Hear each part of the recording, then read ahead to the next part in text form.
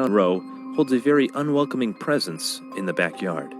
Tony Spera is the curator of the New England Paranormal Research Center and also son-in-law of the famed Seekers of the Supernatural, Ed and Lorraine Warren. Through the Warrens' well-documented career, they have researched over 3,500 paranormal cases, and one of the most infamous being the story of a very innocent-looking Raggedy Ann doll.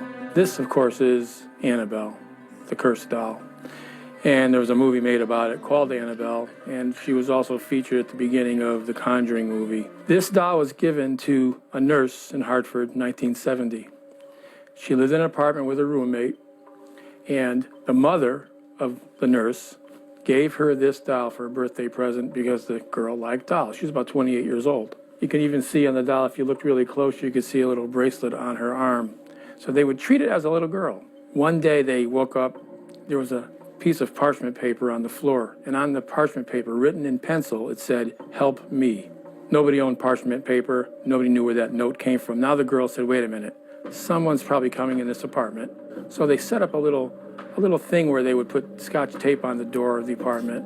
They would place the rug just in a certain location to see if anyone was in that apartment when they weren't home. Well, they weren't. No one was in that apartment. Nothing was moved, except the doll. The doll would move. Evil erupted as the fiancé of the nurse, Lou, had a dream that he was being choked by Annabelle and awoke to throw the doll all the way across the room, when suddenly 4 slashes appeared on this young man's chest and stomach. 4 on the chest, 3 on the stomach, and you could see actually the blood coming through the shirt. After being called in for an exorcism of the doll, Ed Warren later confiscated the doll and protected it in his museum. But the evil ensued when a Hartford priest visited the Warrens' home. So he brings the priest down and starts to explain about Annabelle. As he's explaining about Annabelle, the priest quickly walks over to the doll, almost like Lou, the fiancé, grabs the doll, throws it across this room, and says, he proclaims, God is more powerful than any devil or demon, just like that. And Ed didn't know what to do. Ed says, Father, I just got through explaining, do not touch that doll, it's dangerous. On his way back to the rectory in Hartford that evening on Route 84, he never made it to the rectory. He went almost head-on into a tractor trailer with that new car. And miraculously, though, he wasn't killed. But the car was totaled. And he called later and spoke to Lorraine. He said, you know, the last thing I can recall is looking in the rearview mirror and seeing the image of that doll staring back at me in the mirror. Then I lost control. But the interactions with Annabelle haven't always ended the same, like in this case of a young man who rode his motorcycle to the museum. The young man runs up to the glass case and starts banging on the glass like this. And he says, you know what? This is a bunch of hooey. This isn't real. If that doll can put slashes on anybody, do it to me right now. He challenged the doll.